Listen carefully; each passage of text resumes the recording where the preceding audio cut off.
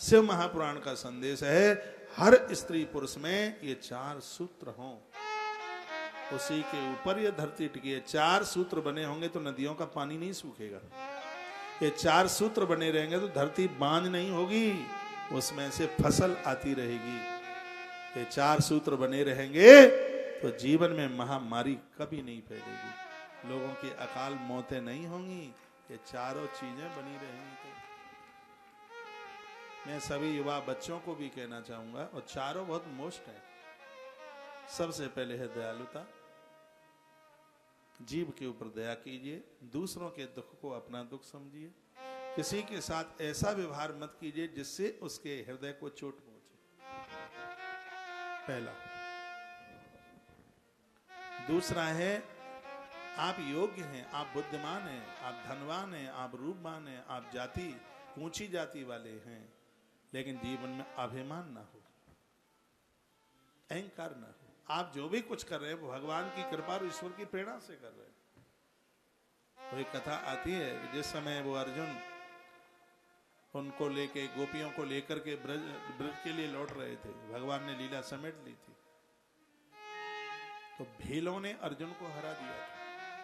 ये बात पार्थ ने अपने भाई युधिष्ठिर को कहा था चूक हो गई है, मैं तो समझ रहा था सब मैंने किया, पता लग गया है कि सब करने वाले द्वारकाधीश थे, ये सब लीला द्वारकानाथ की थी। 2 हाथ वाले 2 पांव वाले तो 125 करोड़ से ज्यादा है हिंदुस्तान में, लेकिन आपसे कुछ विशेष काम तब हो रहा है क्योंकि इस कार्य के लिए भगवान ने आपका चुनाव किया है। तो इसमें तुम्हारी क्या योग्यता है? तुम घमंड काय का करते हो, तुम अभिमान काय का करते हो? तुम्हारे पास सपना है क्या? शरीर माता पिता का दिया है, नाम भी दूसरे ने दिया है, आपके पास अपना क्या? और जीवन वही है जिसको अभिमान शून्य जिया जाए। माता कौशल्या ने बेटा राम को पूछा, पुत्र ताकत इतनी कहां से आई, तूने रावण को मार दिया। तो भगवान की अभिमान रहित भाषा सुनी। मेरे प्रभु श्री राम जी ने कहा, मां ये ताकत किसी और ने दी थी, शक्ति किसी और की थी, नाम तो मेरा ऐसे ही हो रहा है, वैसे हो रहा है, करते हो तुम कन्हैया, बस मेरा नाम हो रहा है। किसी ने बड़ा विचार करके भजन बनाया। तो राम क्या बोले, क्या कहते हैं? गुरु वशिष्ठ कुल पूज्य हमारे, गुरु वशिष्ठ कुल पूज्य हमारे, इनकी कृपा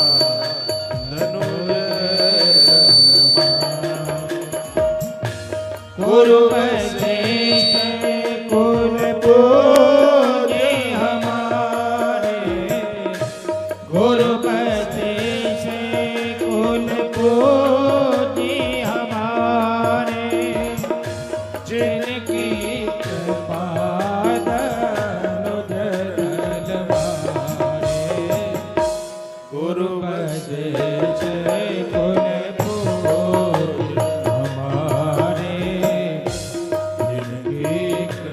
आवाज कम हो गई है यूट्यूब पे।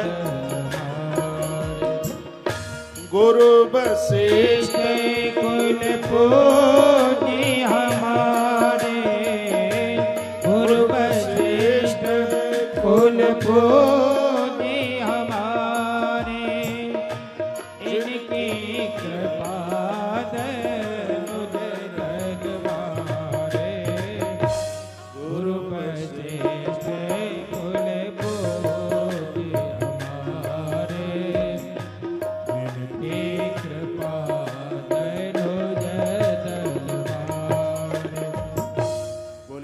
कालेश्वरनाथ भगवान की जय हो। तो भगवान राम ने कहा, ये गुरुदेव की कृपा है, गुरुजी की कृपा है, इन्हीं की कृपा से धनुष यानी निशाचर मर गए, मैंने कुछ नहीं किया। कृष्ण को ब्रजवासियों ने पूछा, अरे कन्हैया ये बता, इतनी ताकत कहां से आ गई, गिरिराज गोवर्धन इतना बड़ा पहाड़ उठा लिया। तो भगवान हमें संदेश देने के लिए क्या कहते हैं, इसमें मेरा कुछ भी नहीं है। तो फिर कछुमाखन को बल बड़ो, कछ तुमने करी सहाय, राधे जू की कृपा सो गिरवर लियो उठाए। अपना तो नाम ही कहीं नाम ही नहीं आया, आप लोगों ने लाठी लगाई, राधा रानी की दृष्टि हुई, गिरिराज उठ गया। मैंने इसमें क्या किया? जाति का अभिमान, रूप का अभिमान, धन का अभिमान और अपनी योग्यता का अभिमान व्यक्ति को तोड़ के रख देगा। अभिमानी धरती पर चलता है तो धरती माता मोटे आंसुओं से रोती है। और यह धरती उन लोगों के ऊपर टिकी हुई है जिन्हें अपने किए गए कार्य का किंचित मात्र भी अहंकार नहीं है। ये 4 गुण हर स्त्री पुरुष में होने चाहिए। नंबर 1, दयालुता।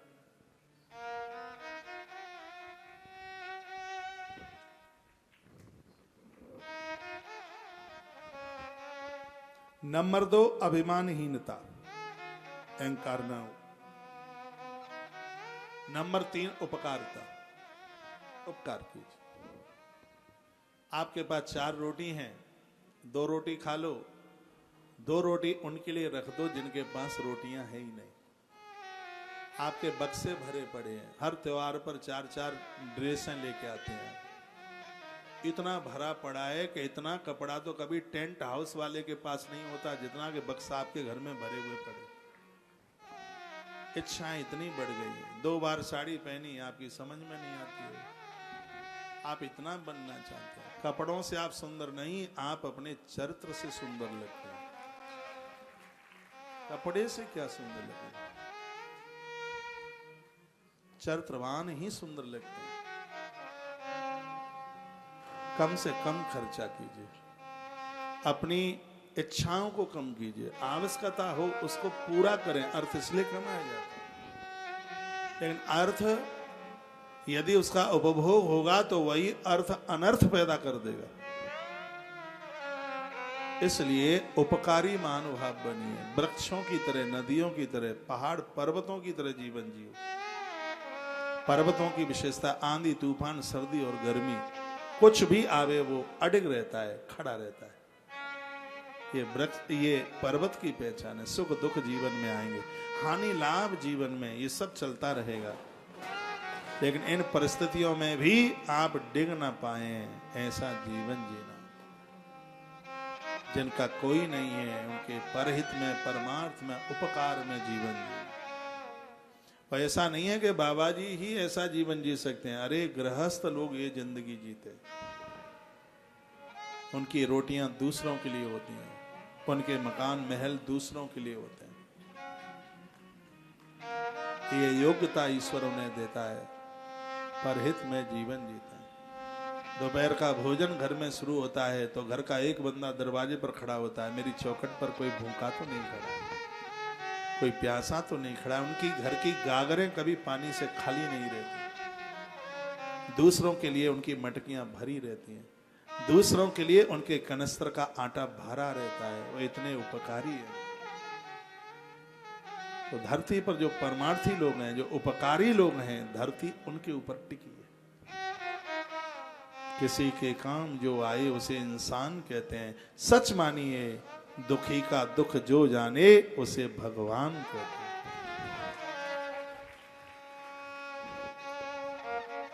परमार्थी बने।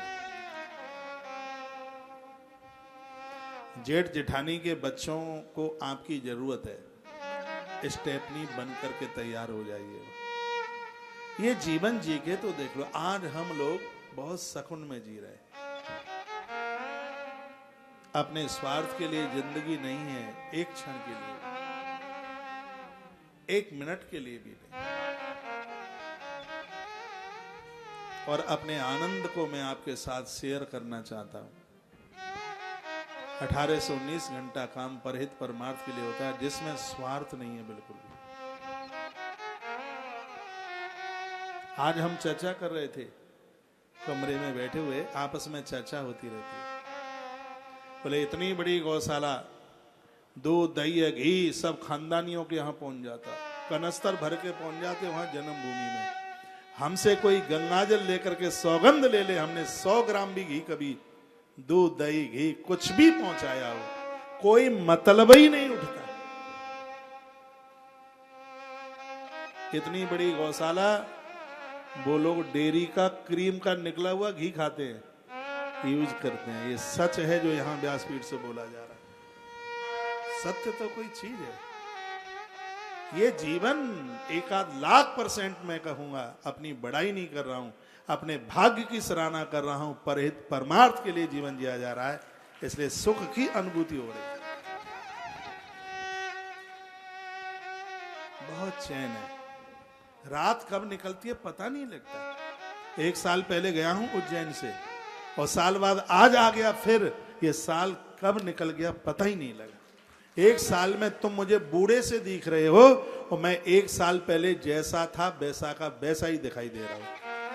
अंतर नहीं है बिल्कुल। ये नहीं है कि इन कथाओं में जो लिखा है वो कथा के भटा सिर्फ बताने को ही है। मैं कोशिश कर रहा हूं और जिंदगी पर्यंत कोशिश करता रहूंगा। भगवान व्यास ने मानवता की ये 4 बातें कही हैं जिसके ऊपर धरती टिकी है। जिंदगी के अंतिम श्वास तक इन 4 सूत्रों के ऊपर जिंदगी जीऊंगा। धरती टिकी है जिन 4 सूत्र के ऊपर, ये तो बहुत बड़ी बात है। ये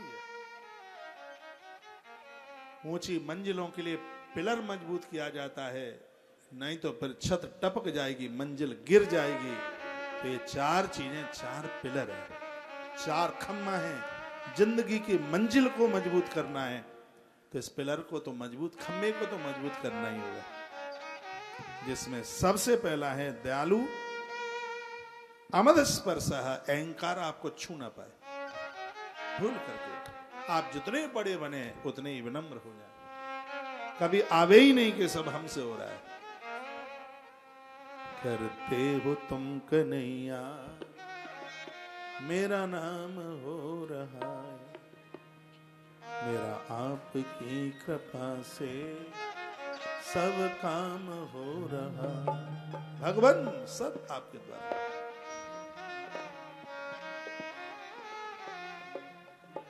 पहला दयालुता, दूसरा है अभिमान रहित जीवन, तीसरा है उपकार, और चौथा है जितेंद्रिय। जो इंद्रियों को जीत लेते हैं उसे दशरथ कहते हैं। जो इंद्रियों का गुलाम बन करके जीता है उसको 10 मुख कहते हैं। दशरथ बनोगे तो राम आएंगे, और 10 मुख बनोगे, दशानन बनोगे तो कौन मेघनाद आएगा। तो उसके तो खानदान में बहन शूर्पणखा बन जाएगी, भैया कुंभकर्ण बन जाएगा। कुंभकर्ण अभिमान का प्रतीक है। कुंभकर्ण के कान मटका जैसे, अब मैं राम कथा तो नहीं सुना रहा हूं, घड़े जैसे। बड़े कान का मतलब है कि जो कान हमेशा अपनी बड़ाई सुनना चाहते हैं, वही तो कुंभकर्ण के कान है, घड़े जैसे कान। बहुत लोगों को वैसे सुनाई भले ही कम दे, लेकिन उनकी कोई बड़ाई कर रहा हो तो सोते हुए बैठ जाएगा। हाँ और बताइए, क्या मेरे लिए कुछ बोल रहे हो ना, और बताइए। हाँ बिल्कुल तुम सही कह रहे हो, ये योग्यता तो हमारे अंदर है, ये गुण तो है हमारे अंदर। प्रशंसा के गीत तो जलेबी से ज्यादा मीठे लगते हैं लोगों को।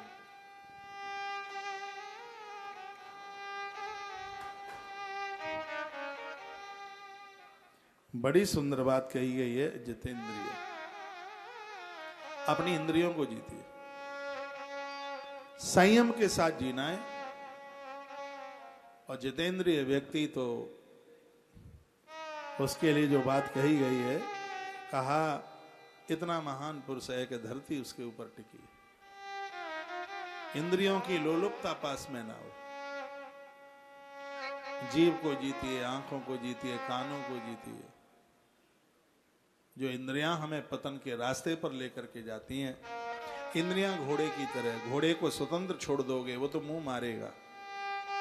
अर्जुन बड़े बुद्धिमान निकले, उन्होंने घोड़ों की लगाम कृष्ण के हाथ सौंप दी। आप भी अपनी इंद्रियों की लगाम द्वारकाधीश के हाथ, महादेव के हाथ सौंप दीजिए, कल्याण हो जाए। देखना कि ये इंद्रियों के घोड़े बड़े, इन पे हरदम ये संयम के कौड़े पड़े। अपने रथ को सुमार्ग लगाते चलो, कृष्ण गोविंद गोविंद गाते चलो। याद आएगी उनको कभी ना कभी। आप स्मरण उनका करते रहिए।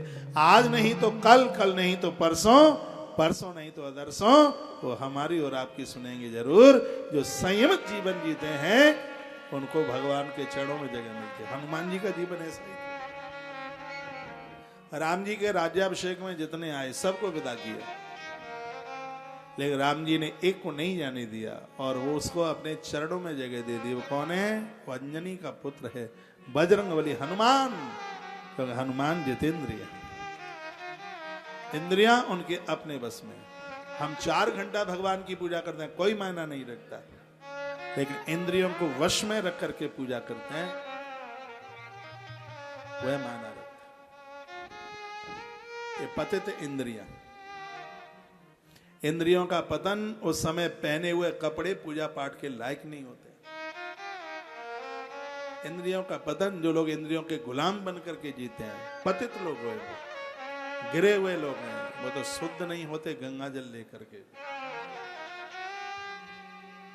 और मैंने बहुत बार कहा है, जिसकी इंद्रियां पतित हैं उसके किए गए यज्ञ श्राद्ध कर्म का कुछ नहीं होता। ठीक से भोजन इसलिए किया जाता है, स्वाध्याय चिंतन सत्संग इसलिए किया जाता है क्योंकि इंद्रियां अपने काबू में रहें। एक बार मैं फिर कहूंगा, पतित लोग जो पराई नारियों के साथ कुकर्म, जो स्त्रियां पराये पुरुषों के साथ कुकर्म करती हैं, ऐसे स्त्री पुरुष धरती पर चलते हैं तो धरती माता मोटे मोटे आंसुओं से रोती है।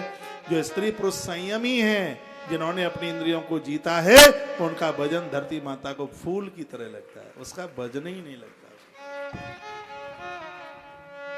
तो जितेंद्रिय इंद्रियों को जीती, जिसने अपनी इंद्रियों को जीता है, जो अभिमान रहित हैं, जो परोपकारी हैं, जिनके अंदर दया का भाव है, जिन स्त्री पुरुष के पास में 4 सूत्र हैं, धरती माता इन 4 सूत्रों के ऊपर ही टिकी है।